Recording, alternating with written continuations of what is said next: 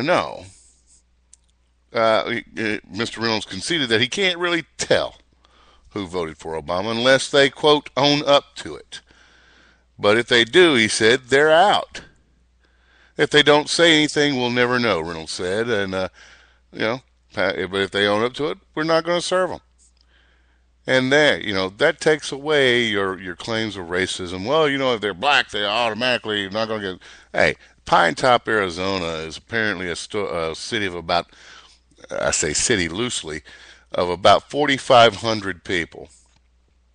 I think the latest figures I saw was around 700 to, the low 700, 720 something out of that 4,500 voted for Mr. Obama in Pine Top. So, hey, about 1/6 of the population is not welcome there in Mr. Reynolds' store. And you know what? That's fine. That is perfectly fine. Your political preference is not a protected class. If you come into Mr. Reynolds' store with an Obama t-shirt, I'm sure you're going to be shown the door. And, but after all, is that not his right? I say it is. Now, whether you agree or disagree with what he's doing, you have to, you don't even have to, but I would say that you must agree that it is his right to pick and choose, and that if he wants to drive himself out of business, then by all means, let him be free to do so. But if the majority of the people in this area believe as he does and continue to patronize this store, well, then who's the winner here and who's not? Liberals are all about boycotting whoever they don't like. But they don't like to be boycotted themselves, do they? And I tell you what, screw them. Screw them twice and do it dry. And, crudeness is what it is, baby. This is the deal. The man owns the store. He disagrees with you. He disagrees so strongly with you that he does not want to serve you in his store. His right, his store, you're out of luck. Now, you want to pull one over on him, go in there and purchase a firearm from him. Well, after the transaction's made, you say, ha ha, I voted for Obama, and then run out the door. Okay, but even then, he still wins because he got your business. And, is he not winning right now? Here we are, over 1,500 miles away from Mr. Reynolds, and we're talking about it. Excuse me. We're in South Carolina. We're not in Arizona, but we're still talking about Mr. Reynolds and his shop. So uh, maybe he is winning. In an explanation on AmmoLand, he said, when asked why he's really doing this, he said to Mr. Reynolds, that is, said that he did it to, quote, demonstrate once again that the bottom line for our business is principle, not money. Yes, it has been damaging at times, but our values are intact. Now, this is a guy who's willing to put his money where his mouth is. Now, if this were on the other shoe, the shoe on the other foot, I would still be in favor of this person. If you voted for Romney, I can't serve you. And hey, if you wanted to single out Ron Paul people, they certainly aren't mentally stable enough to be owning firearms, although all of them do. So, hey, I see where the man's coming from.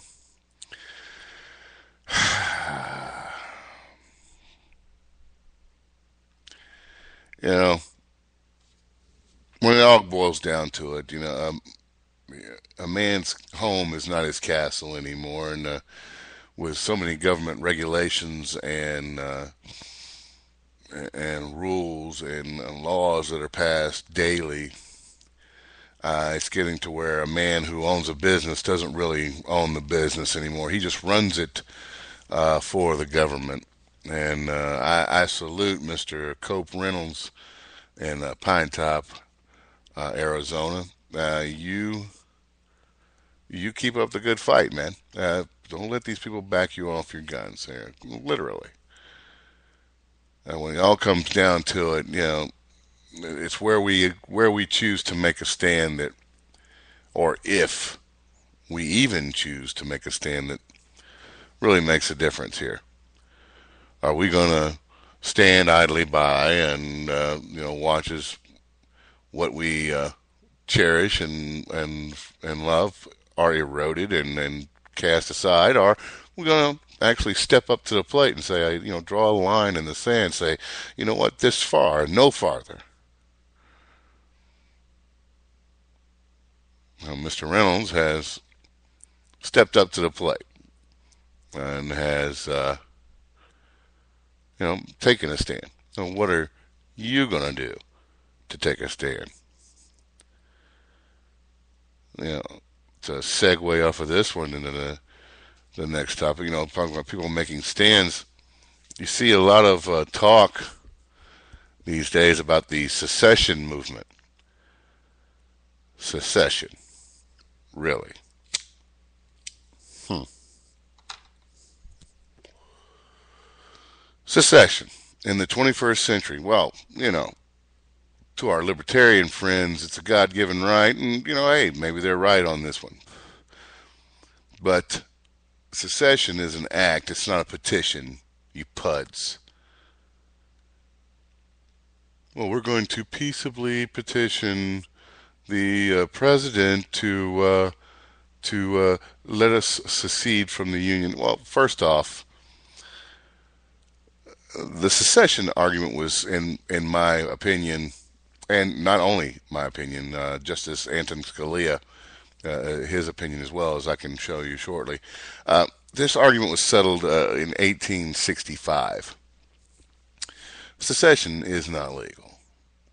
Now, you're going to jump up and down and holler and scream, but I'm telling you, the U.S. Supreme Court Justice Anton Scalia agrees with me on this one.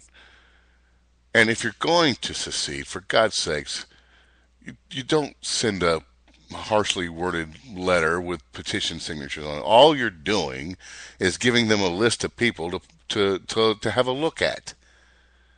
And by the way, while we're talking about the secessionist movement, okay, do you really believe that the federal government is just going to stand by and stand down our military forces? Do you really believe that the aircraft carriers won't be recalled to maybe have a little overflight over some of these secessionist territories? And let's be honest on this one. While there are petitions in virtually every state, they're by no means a majority in any state, and they're certainly not coming from the governments of the states. They're coming from, cuckoos within each state, which just goes to show you that the country is well sprinkled with cuckoos. Now, I served my country honorably for a very long time. I didn't do it to watch some jug-eared, idiot tear it apart and with socialism, or to have some group of numbskull Ron Paul bots and quote unquote libertarians and quote unquote liberty minded individuals come in and tear it asunder either. You're both two sides of the same ridiculous coin. Secession, truly, really, is that what you think you should be doing? Really? And don't get me wrong, folks. I understand the thoughts. I understand the emotion behind it. I can even kind of get on board a little bit with, yeah, we'll take the southern states and the Midwest, and we'll have the breadbasket and the hardcore conservatives, and yeah, okay, I get it. But do you for a moment believe that this would go through without bloodshed? And are you really truly willing to throw blood on this one? Now, don't, as I said, I defended my nation for quite some time and honorably. So shedding blood is not my fear. My fear is tearing apart what has taken 2 centuries plus for us to build. Now, you want to go back to being go to being a third world country? Hey, go for it. Leave us out of it. Well, some of you say we're already heading that way. You know what? There's ways to fight it, and there's ways to just look like a flippin' idiot. And what do you think you're doing? Do you really think your secessionist movement, if it can even be called that, is going to have any effect whatsoever? I mean, the state, of course, the only state that's close enough to have that has even close to 25,000 signatures required to so that the president has to respond to it is Texas. Okay, Texas, what do you think your response is going to be?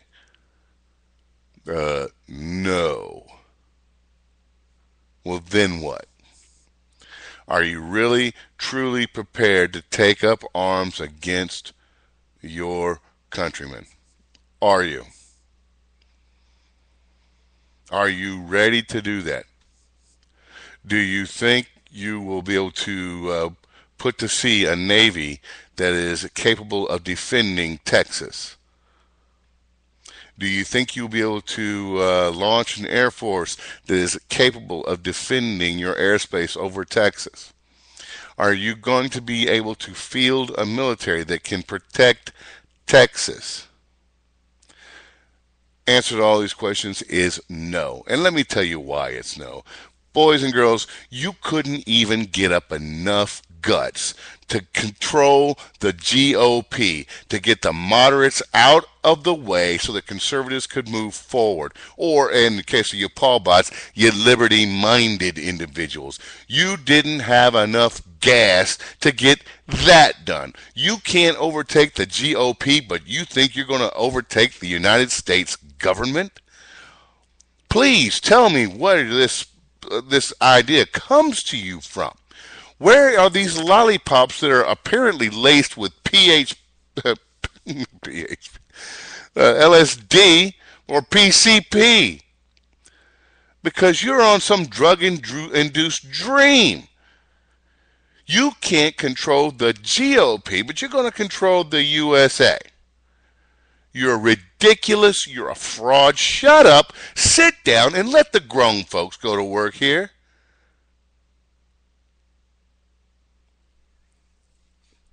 As I mentioned before, Justice Anton Scalia was asked about the question of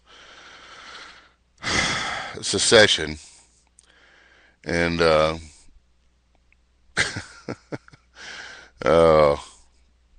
where is this? I had it right here. This is just what happens when I go on a rant, I guess. Here we go.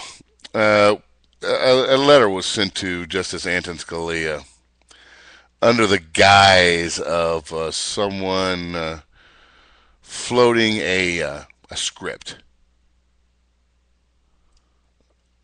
Okay. As I wait for the computer to come up here. At any rate, the justice, all 9 of the Supreme Court justices were had a letter written to them, all stating that. Here, come on, there we go.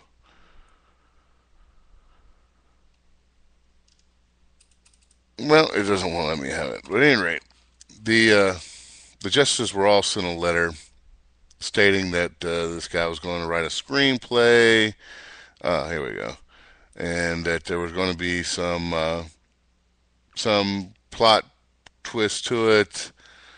Here we go. Screenwriter, Tranquility Base, just named at the. Okay, here we go. Back in 2006, he started working on a political farce that had Maine seceding from the United States and joining Canada. So, on a lark, he wrote to all the current Supreme Court justices and former Justice Sandra Day O'Connor with this request. Quote, I'm a screenwriter in New York City, and I'm writing to see if you might be willing to assist me in a project that involves a unique constitutional issue. My latest screenplay is a comedy about Maine seceding from the United States and joining Canada. There are parts of the story that deal with the legality of such an event, and of course, a big showdown in the Supreme Court is part of the story. At the moment, my story is a 12-page treatment, blah, blah, blah, blah, blah, blah, blah.